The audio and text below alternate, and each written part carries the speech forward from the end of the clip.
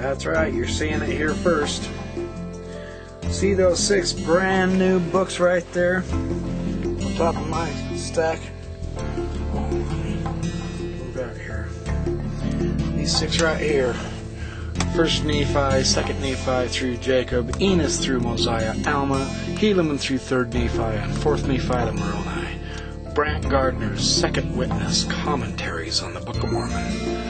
3,500 brand new pages of the analytical and contextual commentary on the Book of Mormon. Greg Cofford Books. Just out last year, 2007. So just in time for my commentary on the Book of Mormon, my videos on the commentary on the Book of Mormon, I have received my Royal Skousen information. I now have a brand new stack of commentaries from Brant Gardner. I have Jack Welch's materials. I have John Twetness's materials. I have Hugh Nibley's materials.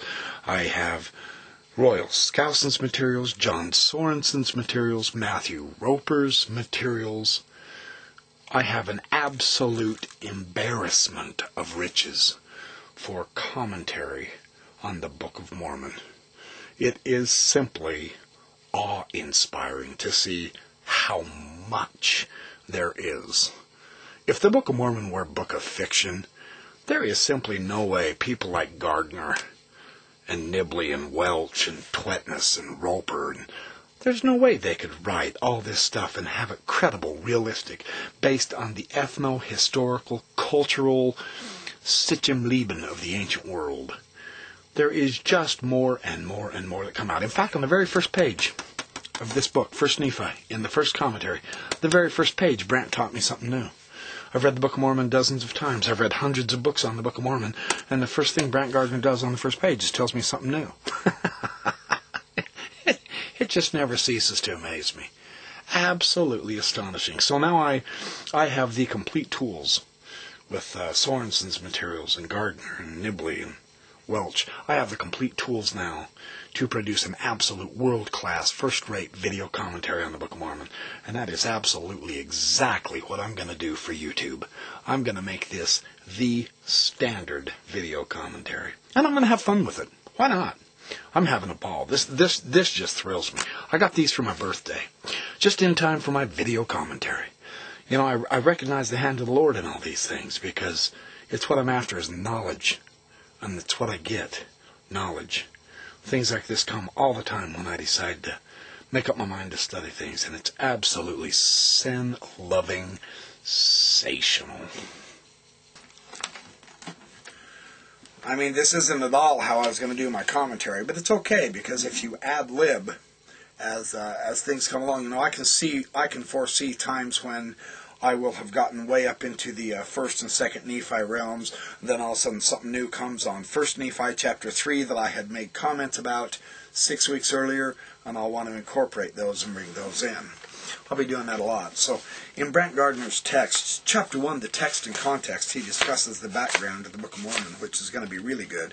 And then chapter 2 is Mormon's text and the current Book of Mormon. Then he discusses Mormon's sources, and then he talks about the sources of the sources, the various different kind of plates, the organization of the plates, the physical plates. He talks about the historical setting of 1st Nephi, the political setting, the religious background, the pre-Reform Israel, God the Father and His Son, the pre-Reform Israel, Yahweh, Messianism and Atonement, the Reform in the Book of Mormon. This is the Reform of King Josiah that Margaret Barker is so hot on. And then he finally gets to introduce 1st Nephi. And then he gets to his commentary, and he goes to the title page, and he goes to the first book of Nephi. 1 Nephi 1 and 1. And it's on page 60. Here we go. Now this is Greg Cofford Books, The Second Witness. I believe it was 2007. Yeah, Greg Cofford, Salt Lake City, 2007. Now, I will have recourse to go back to this, but let me just share with you on the first page of his commentary. I thought this was extremely interesting, and it's right out of the first verse. 1 Nephi 1 and 1. where Nephi is discussing his being born of goodly parents. I, Nephi, having been born of goodly parents. This idea, is there a possibility that goodly is a play on words? Now, Matthew L. Bowen noticed an interesting correlation between the plausible etymology of Nephi as a personal name and this description of Nephi's goodly parents. A proposed etymology of the Book of Mormon name Nephi is that it derives from ancient Egyptian word Nepher, which is an adjective, which means good, fine, or goodly. And as a noun, it denotes kindness or goodness. By Lehi's time, this word was probably pronounced Nephi. Nephi's use of words that translate into English as goodly and goodness makes this passage even more beautiful and meaningful if we also understand the name Nephi to denote goodly or goodness. His very name. The wordplay perhaps suggests why the name Nephi so befits its bearer. He is Neph, or he is goodly, because he was born of goodly parents, and is one endowed with a knowledge of the goodness and the mysteries of God.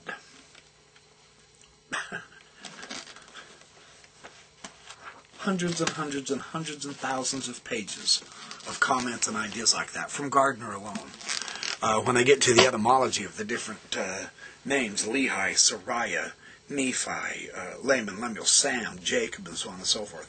This is one aspect of my video commentary that I want to do, is the etymological aspects of it. But I was thrilled to death to get these for my birthday. I got them for an early birthday present. I was only going to get the first two, and then the Lord made the way open so that I could get all six. And I couldn't be happier. I couldn't be more thrilled. I've got Skousen's magnificent textual criticism and analysis of the variants. I have Brant Gardner's brand new commentary. I know he worked online on this for at least a decade. I've known Brant for a decade online on the internet. I've met him and got to associate with him through the fair conferences. Phenomenal scholar. Great Mesoamerican thinker. So I am just thrilled that this adds yet another dimension. See, I'd read through Nibley's materials all this time, and I thought he had pretty much taken the Book of Mormon to its measure. And then along comes John Sorensen and takes the Book of Mormon to a newer height. And then along comes John Welch and takes the Book of Mormon yet again to a newer height. And about that time you're getting dizzy. And then along comes John Tletness with his magnificent research, and Matthew Roper. And then Daniel C. Peterson. No joke. And now, with the Farms materials, with the discussion on the allegory of the olive tree, and King Benjamin's address, and the details of the temples in the Book of Mormon, just staggering. And now along comes Brant Gardner with 3,500 more pages of fabulous ethno-historical, cultural, political commentary of the background of the Book of Mormon. It's fabulous. It's beyond description. So I'm looking very forward to bringing out as much information as I can cram into these videos. So that's just a brief hint of 1 Nephi 1-on-1. I have 1, 2, 3, 4, 5, 6, 7, 8, 9, 10, 11, 12, 13 texts I want to discuss some information from, and I will shortly begin on the context of the actual verses in the first chapter on the first page. I've just added another possible 2 hours of commentary. I thought I had 6. I may very well end up with 8 now. It just keeps growing, enlarging, magnifying. It's phenomenal. Really. Fabulous stuff.